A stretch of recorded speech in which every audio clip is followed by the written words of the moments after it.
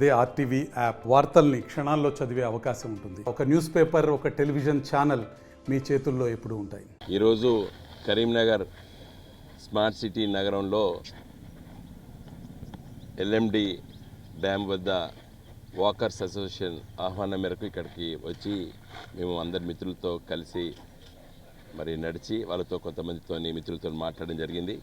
చాలా విషయాలు గంగుల కమలాకర్ గారు స్థానిక శాసనసభ్యులు చాలా వివరంగా చెప్పడం జరిగింది. మార్చ్ నెల ముగించే సమయంలో ఏప్రిల్ మాసం మే 13 నాడు ఎన్నికలు జరగబోతున్నాయి. తెలంగాణ రాష్ట్రంలో లోక్సభ ఎన్నికలు జరగబోతున్నాయి. కరీంనగర్ పార్లమెంటు నియోజకవర్గం నుండి బీఆర్ఎస్ పార్టీ తరఫున నేను మళ్ళీ పోటీ చేస్తున్నాను. 2019లో నేను ఓడిపోయి బండి సంజయ్ గారు బీజేపీ తరఫున వారు గెలవడం జరిగింది.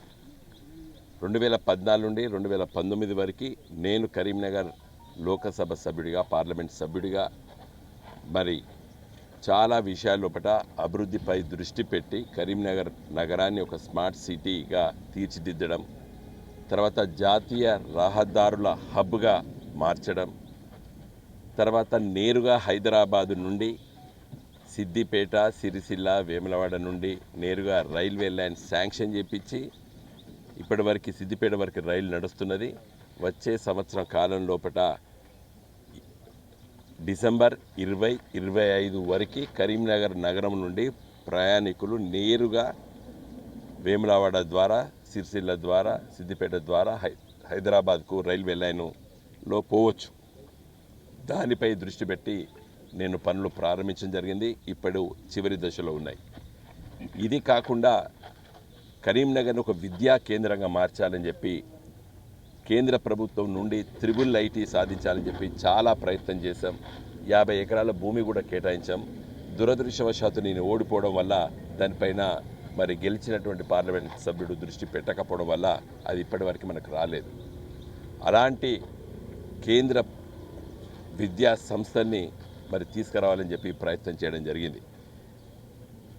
మేము అభివృద్ధే మా లక్ష్యం. అభివృద్ధి తప్పితే ఇంకోటి లేదు. అసలు రాజకీయ నాయకులు ఏం చేయాలి? అసలు పార్లమెంట్లో, శాసనసభలో కూర్చొని వీళ్ళు ఏం చేయాలి? ఎమ్మెల్యేలు, ఎంపీలు అభివృద్ధి పైన దృష్టి పెట్టాలి. ఈ దేశంలో కొన్ని రాజకీయ పార్టీలు దురదృష్టవశాత్తు వీటిని పక్కకు పెట్టి వేరే ఎజెండాలు తీసుకొస్తున్నారు. ఇవాళ కేంద్రంలో ఏ ప్రభుత్వం ఉన్నా కూడా నేను పార్లమెంట్ సభ్యుడిగా ఎన్నికైన సందర్భంలో నిధులు తీసుకురావడం జరిగింది. నేను పత్రికా మిత్రుల ద్వారా కరీంనగర్ పార్లమెంట్ నియోజకవర్గ ప్రజల్ని, ముఖ్యంగా కరీంనగర్ నగరవాసుల్ని కోరేది ఏంటంటే, నాకు ఓటు వేయండి, నన్ను గెలిపించండి. కేంద్రంలో ఏ ప్రభుత్వం ఉన్నా కూడా కరీంనగర్ మహానగరాన్ని, స్మార్ట్ సిటీని ఒక వైబ్రెంట్ కరీంనగర్, దీని పేరే వైబ్రెంట్ కరీంనగర్గా తీర్చిదిద్దాలని చెప్పేటువంటి ఆకాంక్ష నా మనసులో ఉన్నది. నేను ఏ ప్రభుత్వం ఉన్నా కూడా ఆలోచనలతోని ప్రజల దృష్టిలో పెట్టుకొని స్థానిక శాసనసభ్యులు గంగుల కమలాకర్ గారి తోడుతో నేను కరీంనగర్ నగరాన్ని వచ్చే 5 సంవత్సరాల లోపల ఒక గొప్ప నగరంగా తీర్చిదిద్దడం లోపల నా వంతు కర్తవ్యాన్ని నిర్వహిస్తాను. కాబట్టి నగరవాసుల్ని కోరేది ఏంటంటే, కేంద్రంలో ఎవరున్నా అడిగేటోడు తెచ్చేటోడు కావాలి, అడిగేటోడు తెచ్చేటోడు కావాలి. కాబట్టి మమ్మల్ని ఎవరు అడగలేదు. తిరుమల తిరుపతి దేవస్థానానికి 25 కోట్ల రూపాయలు తిరుమల తిరుపతి దేవస్థానం తిరుపతి నుండి శాంక్షన్ చేపించి శంకుస్థాపన చేపించినాం. ఇవాళ తమిళనాడు లోపల ఆ నల్ల రాతితో కట్టడాలు చేయటి పనులు ప్రారంభమైనాయి. 2 సంవత్సరాల లోపల ఒక గొప్ప తిరుమల తిరుపతి దేవస్థానం శంకుస్థాపన చేశాం, అది నిర్మించబోతున్నాం. అంటే మేము గుడి కోసం ప్రయత్నం చేస్తాం, బడి కోసం ప్రయత్నం చేస్తాం. గుడి, బడి గత 5 సంవత్సరాల లోపల గెలిచినటువంటి పార్లమెంట్ సభ్యుడు ప్రయత్నం చేయలేదు.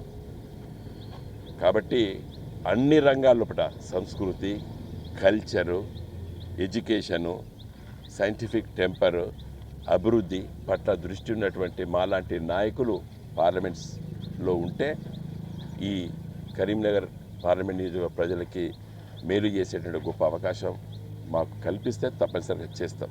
కాబట్టి దయచేసి ఇక్కడ ఉన్నటువంటి వాకర్స్ అందరినీ కూడా కోరడం జరిగింది. వాళ్ళందరూ కూడా మాకు చాలా సంతోషంగమైనటువంటి వార్త చెప్తున్నారు. ఈసారి తప్పనిసరిగా మేము మీకు మద్దతు ఇస్తామని చెప్పి కూడా చెప్పినందుకు వాళ్ళకి కృతజ్ఞతలు తెలియజేస్తూ నేను సెలవు తీసుకుంటున్నాను.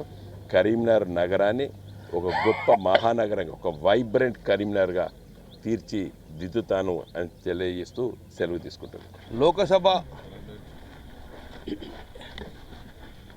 ఎన్నికలు ప్రారంభమైనవి కాబట్టి కరీంనగర్ ప్రజలను, ఈ కరీంనగర్ పార్లమెంటు పరిధిలో మేజర్ షేర్ కరీంనగర్ నగరం కాబట్టి ఆ నగర ప్రజలను మా బీఆర్ఎస్ పార్టీని ఆశీర్వదించడానికి ఈరోజు మేము చేసిన డెవలప్మెంట్ ప్రజలకు కనపడే విధంగా ఈరోజు మానేరు తీరంలో ఈరోజు వాకింగ్ చేయడం జరిగింది ప్రజలతో కలిసి.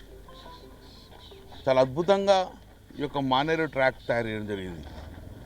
గతంలో మానేరు బ్రిడ్జి మీద వాకింగ్ చేసే వాళ్ళందరూ డెవలప్మెంట్ మీరు చేస్తున్నారు కదా, మీరు డెవలప్మెంట్ చేస్తున్నారు కాబట్టి మేము అడుగుతున్నాం. కాబట్టి వినోద్ కుమార్ గారు మీరు ఇద్దరు కలిసి కదా స్మార్ట్ సిటీ నిధులు తీసుకొచ్చారు. అదే నిధులతోటి మాకు ఈ కాళ్ళ నొప్పులు రాకుండా మాకు ఒక ట్రాక్ తయారు చేయండి, ఆక్యుపంక్చర్ లాగా ఉండాలని చెప్పేసి కింద ఏమంటే అద్భుతంగా ట్రాక్ తయారు చేసినాం. పొద్దున 4 o'clock నుంచి 6:30 వరకు, సాయంత్రం 8:30 వరకు కూడా లేడీస్ ఎలాంటి భయం లేకుండా డెవలప్ చేసుకుంటున్నారు. ఇదే కాదు, కరీంనగర్ ఉన్న సుమారు 13 నుంచి 14 వాకింగ్ ట్రాక్ ప్రజలకు అందుబాటు తీసుకొచ్చినాం. దాన్ని చూస్తేనే వాకింగ్ చేయాలన్న ఉద్దేశంతో అద్భుతంగా తయారు చేయడం జరిగింది. మేము నడుస్తుంటే చెప్తున్నారు, ఇది మీరు చేసిన అభివృద్ధే కదా. గతంలో పార్లమెంటు సభ్యులుగా మీరు ఉన్నారు, మోదీ ప్రభుత్వం ఉన్నా కూడా మోదీతోటి మీరు మాట్లాడుకొని, వెంకయ్యతో మాట్లాడుకొని స్మార్ట్ సిటీ తీసుకొచ్చిండ్రు వినోద్ కుమార్ గారు. ఆ రోజు ప్రభుత్వము బీజేపీ ఉన్నా కూడా మీరు కొట్టాలి తీసుకొచ్చుకున్నారు. సో మీరు పోరాటం చేస్తారు, మీరు స్పిరిట్ ఉన్నది కాబట్టి. ఆ రోజు పోరాటం చేయకపోతే, కేసీఆర్ గిట్ట ఎవరో లెటర్ ఇచ్చి మిమ్మల్ని పంపకపోతే, వినోద్ కుమార్ గారు గంగలగారు పోయి అక్కడ కూర్చొని చేసుకోకపోతే స్మార్ట్ సిటీ వచ్చునా? స్మార్ట్ సిటీ వరంగల్కు హైదరాబాదే పోతుండే. మరి నేను స్మార్ట్ సిటీ రాకపోతే ఈ డెవలప్మెంట్ చూద్దామా మేము? అక్కడ కళ్ళకు కనబడే అభివృద్ధి కనబడుతుంది కాబట్టి దానిలో మీరు భాగస్వామి ఉన్నారు కాబట్టి డెఫినెట్గా అభివృద్ధికి మేము ఓటేస్తాం. కరీంనగర్ టౌన్ కోరుకున్న అభివృద్ధి కోరుకుంటాం, అంతగా లేదు. ఈసారి మేము ఆశీర్వదిస్తామని చెప్పి ప్రజలు అద్భుతంగా మేము రిసీవ్ చేసుకుంటారు. మేము అనుకున్నాక ఎక్కువ రిసీవింగ్ వస్తుంది. సో నేను ప్రజలంగా అదే కోరుకుంటున్నాం. The development should continue. ఇక్కడ ఆగకూడదు. పోరాటం చేసే ఎంపీలు ఉండాలి, పోరాటం చేసే ఎమ్మెల్యేలు ఉంటే ఎక్కడ నిధులకు డోకా ఉండదు. ఏ ప్రభుత్వం ఉండని, మేము కాంగ్రెస్ ప్రభుత్వం ఉన్నాం, రేవంత్ రెడ్డి గారి దగ్గర డబ్బులు తీసుకొచ్చుకుంటాం. అక్కడ ఎవరు మోదీ ప్రధానమంత్రి ఉన్నా వినోద్ కుమార్ గారు ఉండి తీసుకొచ్చుకుంటారు. గతంలో తీసుకొచ్చుకున్న ఉదాహరణలు ఉన్నాయి, 100,000 కోట్లు తీసుకొచ్చిన ఉదాహరణలు ఉన్నాయి. రైల్వేలు కానీ ఇంకా మేము సేమ్ డబుల్ ఇంజిన్ అంటారు కదా, మరి ఇప్పుడు డబుల్ ఇంజిన్ పని ఎక్కడ జరిగింది? అందుకే పోరాటం చేస్తే నిధులు తీసుకురావాలి కాబట్టి ఆశీర్వదించాలని చెప్పేసి ఇప్పుడు ఎమ్మెల్యేగా ఉన్నాం మేము. మాకు తోడుగా వినోద్ కుమార్ గారు ఎంపీగా ఉంటే అద్భుతంగా డెవలప్మెంట్ ఎక్కడ ఆగకుండా కొనసాగుతుంది కాబట్టి అందుకే ఆశీర్వదించండి. ఇదే కాదు, కరీంనగర్ ప్రజలకు మీడియా ద్వారా చెప్తున్నాము, డెవలప్మెంట్ కంటిన్యూ అయితే ఉండాలి. మానే రివర్ ఫ్రంట్ ఆగకూడదు. స్టేట్ గవర్నమెంట్ నిధులు లేకుండా సెంట్రల్ తీసుకొచ్చుకుంటాం.